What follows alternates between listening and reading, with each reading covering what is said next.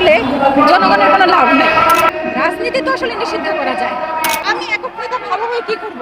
কিন্তু রাজনীতির নামে যদি সন্ত্রাসী কর্মকাণ্ড করে, বহু নেতাই জন্ম হয়েছে, বহু নেতাই ছিল। দেখুন, একক ব্যক্তি কখনো রাজনীতি নির্ধারণ করে না, সেটাকে নিষিদ্ধ করা যায়। আমি তো সিস্টেমের কাছে বন্দী। এবার হচ্ছে যে আওয়ামী লীগের আসলে কোনো রাজনীতি নেই।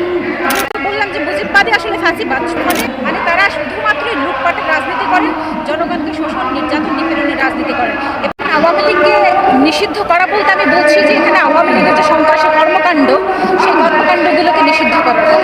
রাজনীতি তো আসলে নিষিদ্ধ করা যায়, কখনোই যায়, কারোর রাজনীতিকে নিষিদ্ধ করা যায়, কিন্তু রাজনীতির নামে যদি সন্ত্রাসী কর্মকাণ্ড করে, সেটাকে নিষিদ্ধ করা যায়। কারণ আমরা বিগত সময় দেখেছি যে এখানে নানান সংগঠনকে নিষিদ্ধ করা হয়েছে কোনো না কোনো মাত্রায়, কিন্তু সেটা একটা পর্যায়ে, একটা সময় পর্যন্ত হয়েছে, তারপরে কিন্তু সেটা আর নিষিদ্ধ থাকেনি।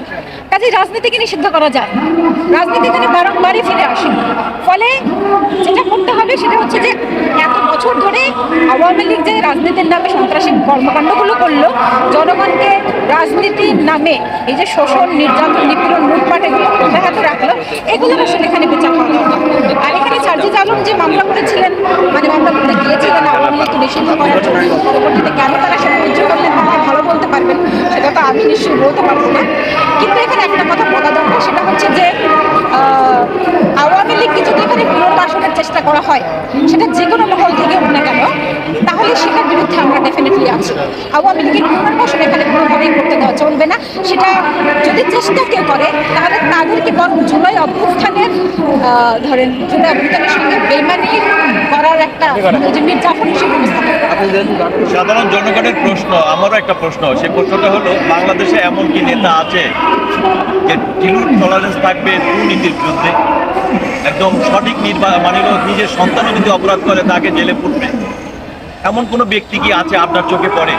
দেখুন, একক ব্যক্তি কখনো রাজনীতি নির্ধারণ করে না, রাজনীতি নির্ধারণ করে সিস্টেম, মানে রাজনীতি নির্ধারণ করে সংবিধান। আমার কাছে প্রশ্ন যে বাংলাদেশ নতুন করে জন্ম হওয়ার পর ৭১-এর পরে এই পর্যন্ত অনেকগুলো রাজনৈতিক দল এসেছে, এতে কি একজন নেতাও কি ভালো ছিল না বাংলাদেশের এই দুর্নীতির বিরুদ্ধে, বাংলাদেশের সমাজের মানে একটা সুষ্ঠু সমাজের কাছে থাকবে, এমন কোনো নেতা কি জন্ম হয় নাই বাংলাদেশে?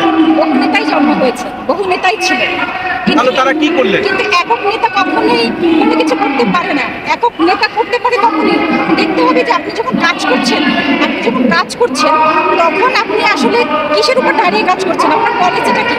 সুতরাং আপনার পলিসি যদি থাকে আপনি লুটপাট করতে দিবেন, আপনার পলিসি যদি থাকে এখানে আপনি যে কাউকে এখানে নির্যাতন, নিপীড়ন করতে ধরে পার পেয়ে যেতে পারেন, তাহলে আমি একক নেতা ভালো হয়ে কি করব? আমি তো সিস্টেমের কাছে বন্দী। কিন্তু প্রতিটা দলের তো সিস্টেম আছে, কিন্তু প্রতিটা দলের সিস্টেম থাকা সত্ত্বেও এই সিস্টেমটা নেই কেন? যে মানে তার দলের কোনো নেতা কর্মী বা উপদেষ্টা বা শীর্ষ পর্যায়ের নেতা যদি অপরাধ করে তাকে আইনের আওতায় আনা যাবে না? আচ্ছা, দলের সিস্টেমটা হচ্ছে রাষ্ট্রের, এখানে দলের সিস্টেম দিয়ে কিছুই করা যায় না। সব দলই ভালো ভালো কথা বলে, আপনি প্রত্যেকটা দলের ইশতেহার করে দেখেন, প্রত্যেকটা দলের এজেন্ডা দেখেন, সব ভালো ভালো কথা আছে, জনগণের জন্য তারা এই করবে সেই করবে, বহু কিছু একেবারে পুত পবিত্রভাবে একদম পরিষ্কারভাবে লেখা আছে। কিন্তু ঘটনা হচ্ছে রাষ্ট্রের বসার পরেই তাদের চরিত্র পাল্টে যায়। কেন? কারণ হচ্ছে রাষ্ট্রের পলিসিটাই তাই। রাষ্ট্র এখানে যতদিন পর্যন্ত তারা নিপীড়কের ভূমিকায় অবতীর্ণ থাকবে, ততদিন পর্যন্ত কোনো নেতা কিছু করতে পারবে না। রাষ্ট্র তো অনেকগুলো আইন করেছে, অনেক ধরনের আইন করেছে। সিগারেট খাইলেও কিন্তু জরিমানা হওয়ার কথা ছিল, দণ্ডনীয় অপরাধ ছিল, কিন্তু সেই সিগারেট তো ওপেন খাচ্ছে, কিন্তু আইন তো করা হয়েছে, কিন্তু আইনে কি প্রয়োগ আছে? তাহলে এটা তো রাষ্ট্র করছে, তাহলে রাষ্ট্রের আইনগুলো এমন কেন? কারণ রাষ্ট্রের আবার লাভও আছে। আপনি সিগারেট খান, এটা রাষ্ট্র চায়। আপনি যদি আপনাকে যদি আটকাতে হয়, তাহলে যদি ৫০ টাকা জরিমানা করতে পারি, কিন্তু সিস্টেমটি রাখি, মানে আপনাদের উপর একটা নিষেধাজ্ঞা দিয়ে দিলাম, কিন্তু আমার ওই নিষেধাজ্ঞা আপনি না মানলে আমার লাভ আছে, মানলেও আমার লাভ আছে। সুতরাং রাষ্ট্র এভাবেই চলে, আপনাকে আমাকে শোষণের মধ্যে হচ্ছে যে আওয়ামী লীগের আসলে কোনো রাজনীতি নেই। ১৯৭১ সালের পরে এখানে ৭২-এ যখন তারা ক্ষমতায় বসেছিলেন, তখন এখানে আমরা নানানভাবে মুজিববাদের একটা ব্যাপার শুনতে পেয়েছিলাম, কিন্তু সেই মুজিববাদ মূলতই ফাঁসিবাদ। সেই মুজিববাদকে মানে যেহেতু বললাম যে মুজিববাদই আসলে ফাঁসিবাদ, ফলে একটা ফ্যাসিস্ট শাসনই এখানে যতবার ক্ষমতায় গিয়েছে তারা সেখানে কায়েম করেছে। ফলে আওয়ামী লীগের রাজনীতি নিয়ে যদি কথা বলি, তাহলে এখানে বলতে হবে যে আওয়ামী লীগের রাজনীতি হচ্ছে জনগণের বিপরীতে গিয়ে রাজনীতি, মানে তারা শুধুমাত্রই লুটপাটের রাজনীতি করেন, জনগণকে শোষণ নির্যাতন নিপীড়নের রাজনীতি করেন এবং জুলাই গণ অভ্যুত্থানে এসে সেটা একেবারেই জনগণের সামনে পরিষ্কার। সুতরাং আওয়ামী লীগের কোনো রাজনীতি নেই, আর আওয়ামী লীগের যেহেতু রাজনীতি নাই, আওয়ামী লীগের কাজে যেহেতু সন্ত্রাসী কর্মকাণ্ড, সুতরাং সন্ত্রাসী কর্মকাণ্ডকে এখানে নিষিদ্ধ করাটা অত্যাবশ্যকীয়।